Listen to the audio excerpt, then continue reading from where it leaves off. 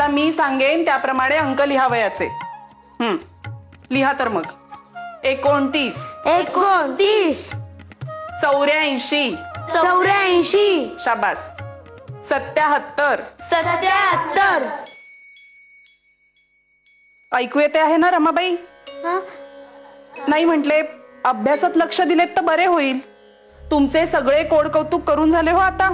कळले का? अभ्यासात लक्ष दिले तर बरं होईल. लिहा. तुम्हा सगाऊपणा करायला कोणी सांगितलं? तुम्ही सुद्धा अभ्यासात लक्ष दिलेत तर बरे होईल. तुम्हाला जर अभ्यास करावयाचा नसेल तर तसे तुमच्या बंधूंना सांगा. जोवर इथे बसला आहात तोवर अभ्यासच करायला हवा. लिहा.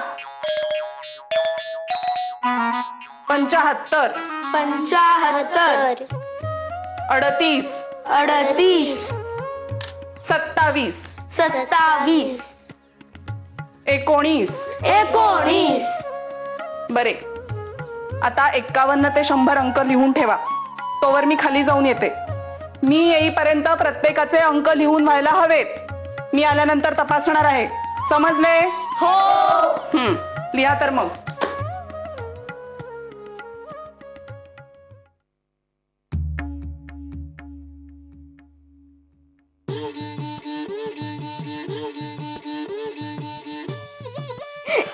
अरे बाबा.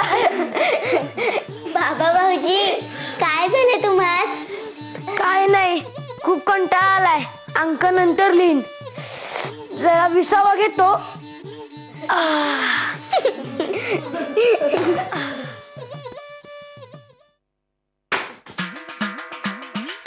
अरे काय झालं बाबा? हे आपण काहीतरी खेळायचं का? हो चालेल चालेल. काय खेळायचं बरं?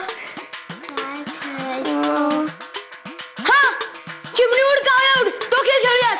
हो चालेल चालेल. वहिनी तुम्हाला खेळायला येतं? हो, मी दाजी केशव सोबत खेळायचे ना. मग ठीक आहे, तुम्हाला येतं ना सगळ्यांना खेळायला?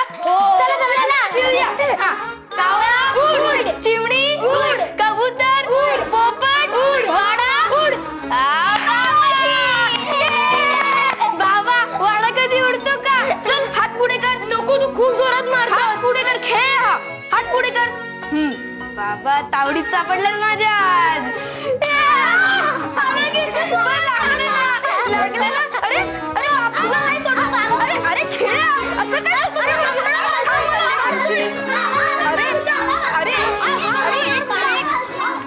गोपाळ पूर्णतः निर्दोष आणि निष्कलंक आहे. अहो चंद्रभागा ही त्याची पत्नी नसून ती आमची पत्नी.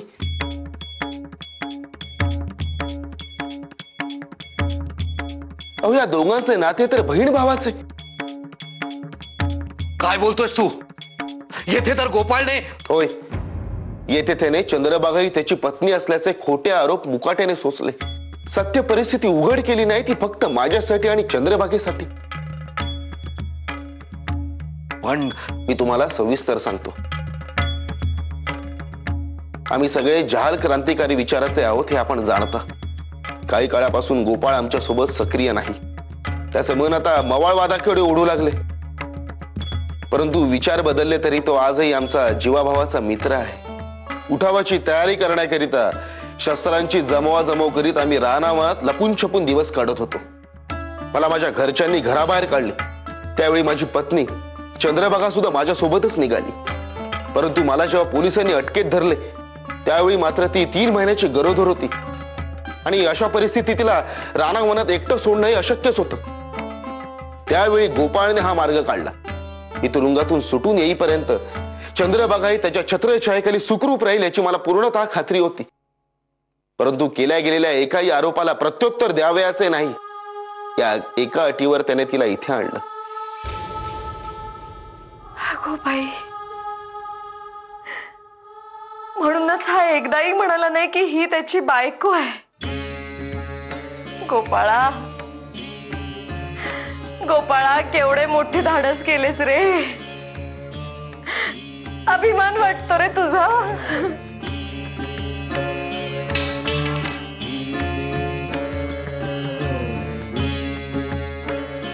गोपाळा, एका स्त्रीच्या शिलाचे रक्षण करण्यासाठी तू सर्वांचा तिरस्कार सोसलास. धन्य आहे तुझी. तू कोणाला कलंक नाही कुळाचे नाव उज्ज्वल केलेस.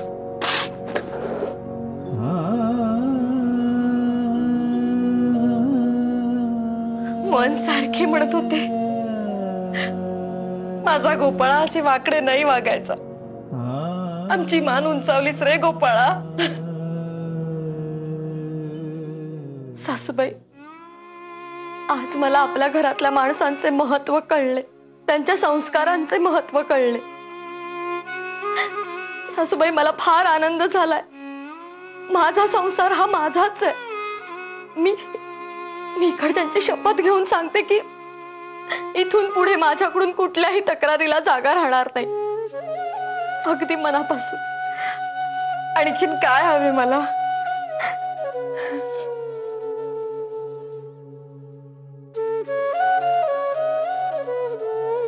सरस्वती,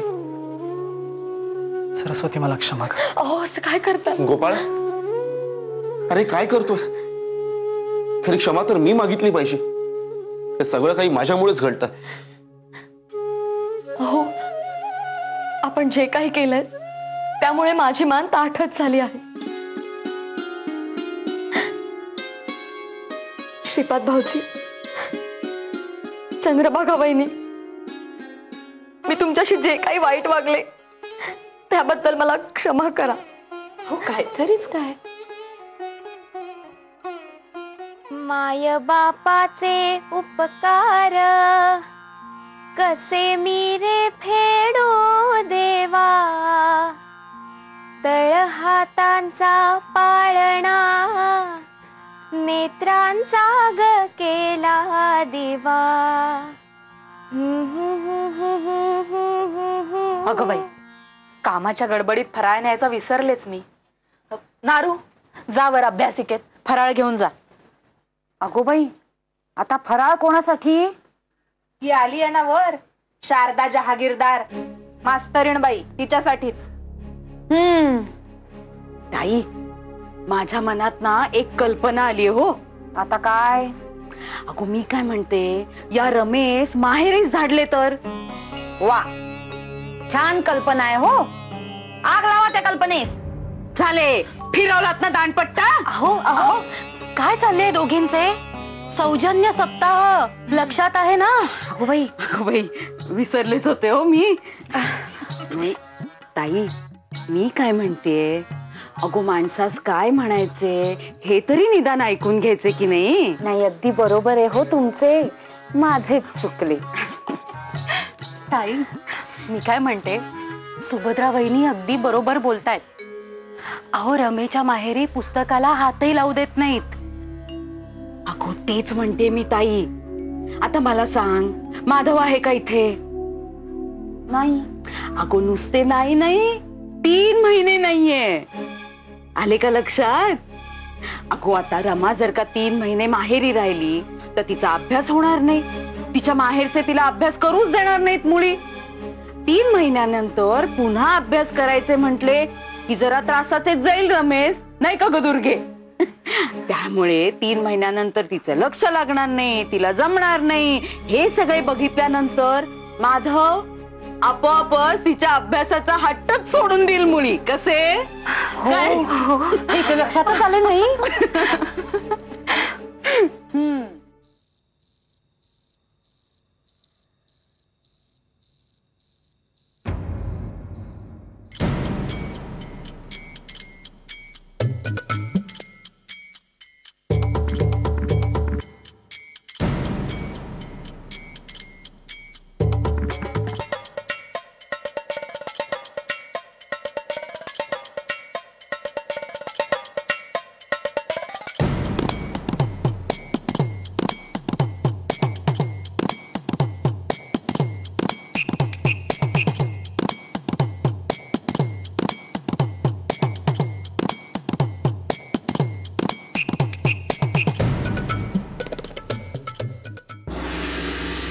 मोरेश्वरा,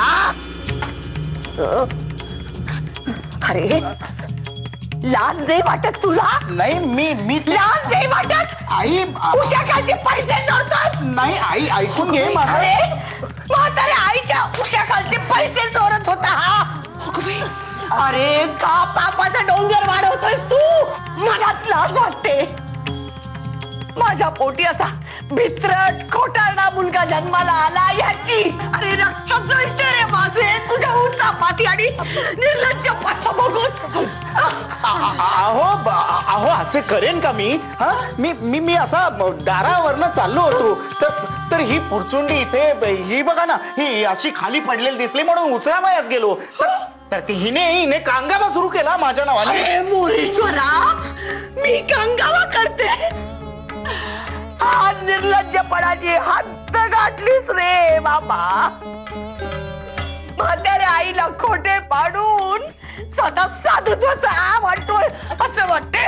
उठावे आणि दूध आजी आजी आजी आजी शांत व्हा, शांत व्हा, आजी शांत व्हा.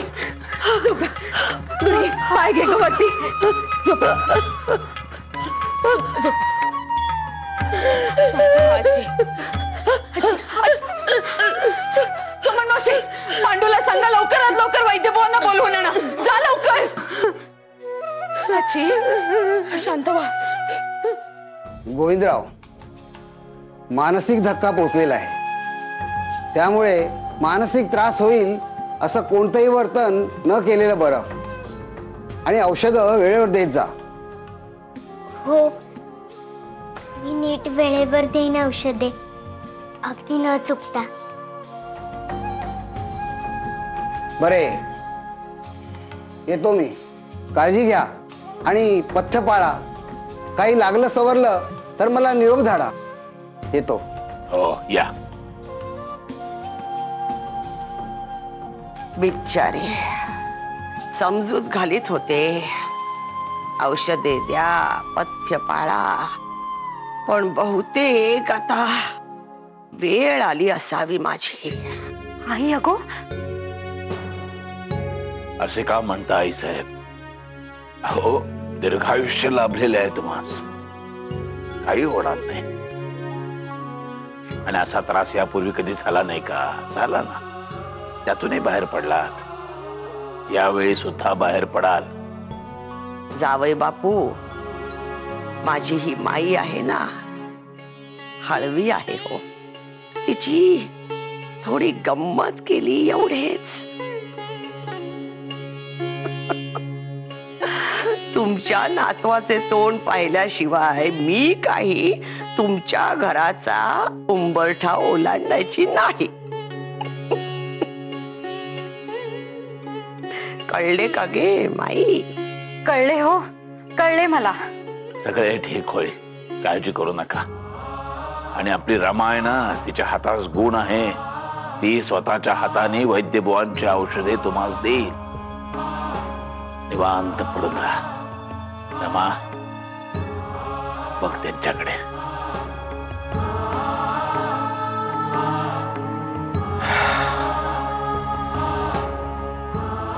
रमे, काय आजी? उद्यापासून माझ्या खोलीत बैस बरे अभ्यासास. माधव सांगून गेलाय, मलाही सोबत होईल. बरे आजी.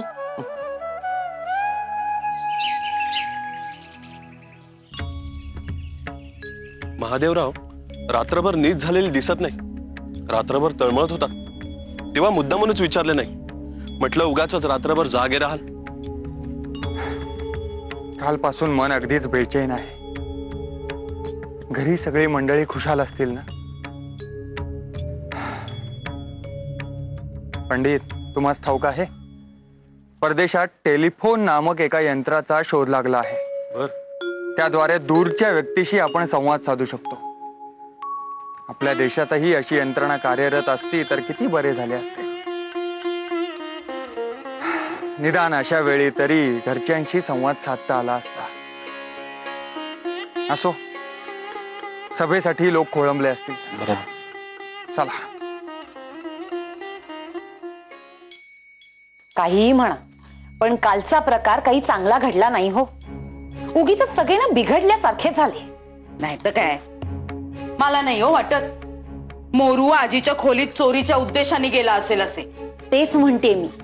आपला मोरोबा म्हणजे कसा साधा सरळ माणूस.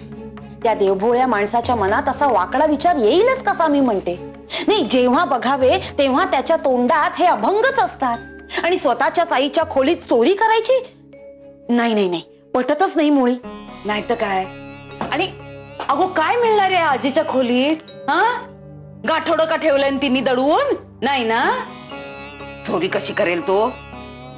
काही नाही बाई, आजीनी ना उगाच आकांत तांडव करून स्वतःची तब्येत मात्र बिघडवून घेतली. हो बरोबर. हा, आता हे अंक लिहून झाले की मी तुम्हाला धडा वाचावयास देईन. बरं का आजी, तुम्ही तुमच्या खोलीत अभ्यास करायला परवानगी दिली हे बाकी उत्तम केलेत हो. म्हणजे आता आमची शिकवणी नीट पार पडेल. काय रमाबाई? हो रमाबाईनी तुम्हाला सुभद्रा काकूनी ताबडतोब बोलावले आहे.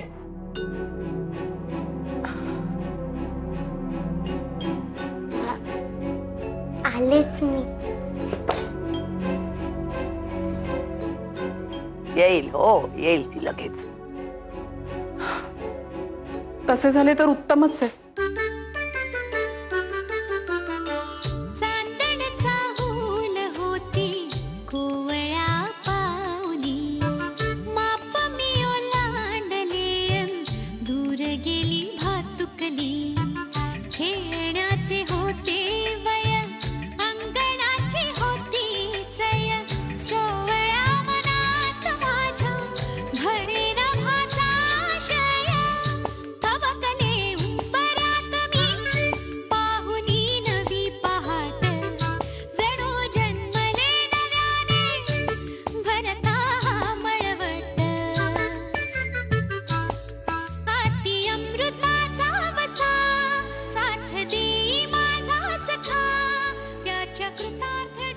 पुढचा अंक 44.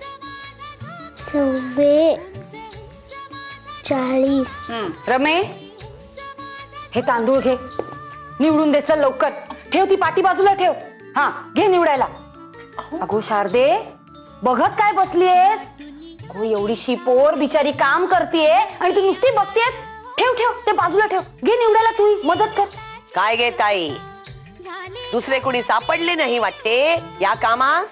काय ना, जरा लवकर हवेत हे तांदूळ निवडून, नाहीतर दुपारची पंगत खोळंबेल म्हणून.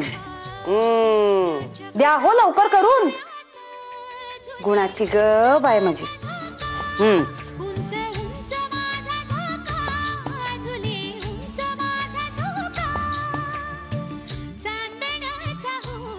का सव म्हणाले रमे, मी आता निसते हो, तू अभ्यास सुरू ठेव. पण आजी, माझ्या वाचण्यामुळे तुम्हाला काही त्रास तर होणार नाही ना? नाही गो नाही, तू अभ्यास कर हो, मी निसते. बरे. कास म्हणाले दुसऱ्या तळ्यात जाण्यासाठी एक मार्ग आहे.